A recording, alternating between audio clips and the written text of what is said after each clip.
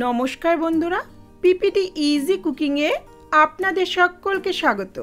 প্রচণ্ড গরম পড়েছে, তাই আজকে একটা গরমের তৃপ্তিদায়ক রেসিপি নিয়ে চলে এলাম। আমার আজকের রেসিপি আম ডাল, অর্থাৎ কাঁচা আম দিয়ে টক ডাল। গরমে বাঙালি বাড়িতে এই রান্নাটা প্রায়শই হয়ে থাকে। প্রচণ্ড গরমে যখন কিছু খেতে ভালো লাগে না, তখন এই আম ডাল দিয়ে ভাত খেলে দারুণ একটা তৃপ্তি পাওয়া যায়। আশা করছি রেসিপিটা ভালো লাগবে। ভালো লাগলে লাইক, কমেন্ট, শেয়ার করবেন আর চ্যানেলটাকে সাবস্ক্রাইব করে পাশে থাকবেন। তাহলে রেসিপিটা শুরু করি।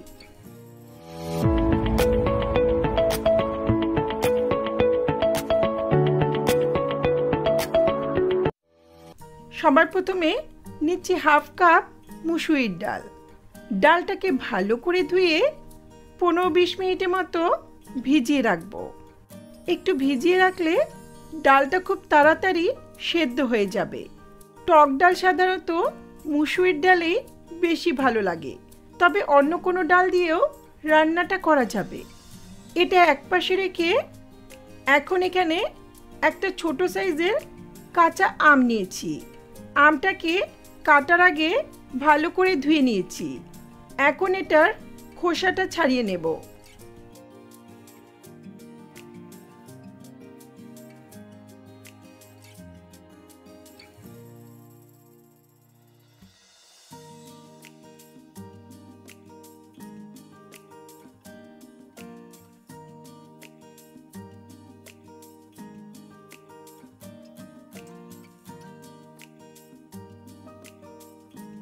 আমের আটিটা খুব একটা শক্ত হয়নি, তাই ভেতরের শ্বাসটা ফেলে এটা পাতলা আর লম্বা করে টুকরো করে নেব।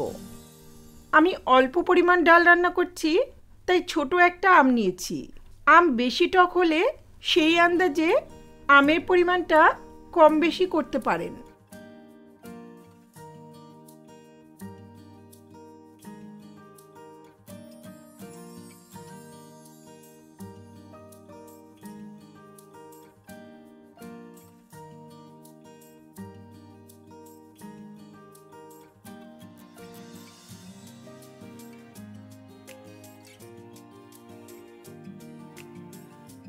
এটা কাটা হলে এক পাশে রেখে চলে যাচ্ছি রান্নার ধারে। গ্যাসে একটা প্রেসার কুকার বসিয়ে ভিজিয়ে রাখা ডালগুলো ঢেলে দিচ্ছি। চাইলে যে কোনো পাত্রে ডালটা সেদ্ধ করে নিতে পারেন, তবে প্রেসার কুকারে সেদ্ধ করলে রান্নাটা দ্রুত হয়। এতে 1.5 কাপ মতো জল দিচ্ছি। প্রেসার কুকারে খুব বেশি জল দেওয়ার প্রয়োজন নেই। বেশি জল দিলে সিটিটা পড়ার সময় জলটা উপচে আসবে। সামান্য লবণ দিয়ে একটু মিশিয়ে নিয়ে হাই ফ্লেমে ডালটাকে ফুটতে দেব। এখন কিন্তু ঢাকনি দেওয়ার প্রয়োজন নেই।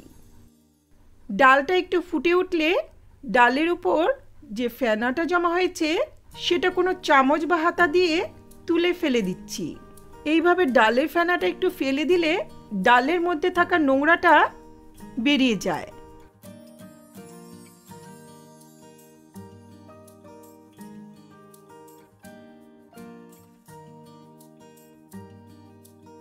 এখন এতে একটা লঙ্কা দিয়ে ঢাকনিটি আটকে হাই ফ্লেমে একটা সিটি দিয়ে নেব।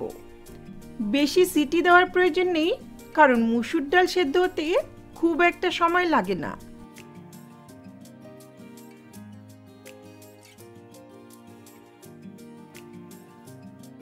প্রেসার কুকারটা একটু ঠান্ডা করে ঢাকনিটি খুলে নিলাম। দেখুন ডালটা সেদ্ধ হয়েছে, একেবারে গলে যায়নি। এই রকম সেদ্ধ করলেই মুসুর ডাল খেতে কিন্তু বেশি ভালো লাগে। এটা এক পাশে রেখে এখন গ্যাসে একটা কড়াই বসিয়ে 1-2 টেবিল স্পুনের মতো সর্ষের তেল ভালো করে গরম করে নিচ্ছি। তেল ভালো করে গরম হলে এখন ফোড়ন দিচ্ছি 1/2 টিস্পুন গোটা সর্ষে আর 2টো শুকনো লঙ্কা। চাইলে 5 ফোড়ন দিয়েও রান্নাটা করা যাবে। ফোড়নটাকে কয়েক সেকেন্ড ভেজে নেব।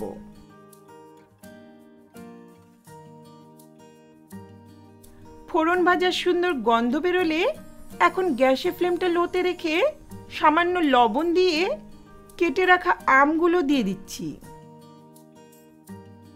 ভালো করে একটু মিশিয়ে নিয়ে ঢাকা দিয়ে আমটাকে 50% মতো সেদ্ধ করে নিতে হবে। একটু লবণ দেওয়াতে আমটা সেদ্ধ হতে খুব বেশি সময় লাগবে না। গ্যাসের ফ্লেমটা এই সময় লোতেই রাখতে হবে। 2 মিনিট পর ঢাকাটা তুলে নিলাম। দেখুন আমগুলো প্রায় সেদ্ধ হয়ে এসছে। গ্যাসের ফ্লেমটা লোতে রেখে হাফ টিস্পুন হলুদ দিয়ে একটু নেড়ে নিয়ে এখন সেদ্ধ করা ডালটা এর মধ্যে দিয়ে দিচ্ছি।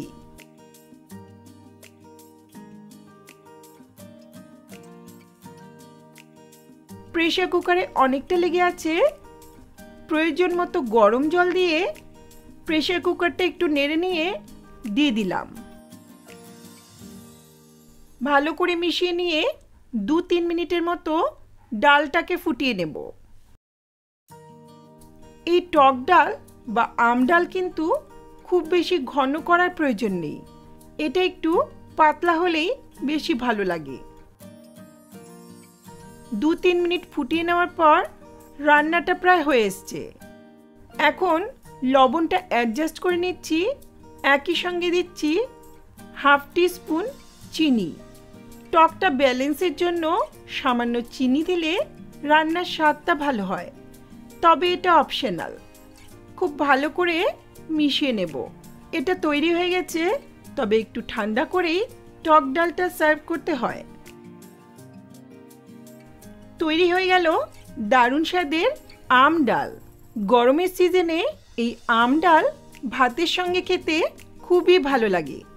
অনেকেই হয়তো নিজের নিজের মতো রান্নাটা করে থাকেন। একবার আমার মতো করে রেসিপিটা ট্রাই করে দেখবেন। আশা করছি রেসিপিটা ভালো লাগবে। ভালো লাগলে লাইক, কমেন্ট, শেয়ার করবেন আর চ্যানেলটাকে সাবস্ক্রাইব করে পাশে থাকা বেল আইকনটা অবশ্যই প্রেস করবেন, যাতে আমার ভিডিওর নোটিফিকেশনগুলি আপনাদের কাছে সহজেই পৌঁছে যায়। ধন্যবাদ।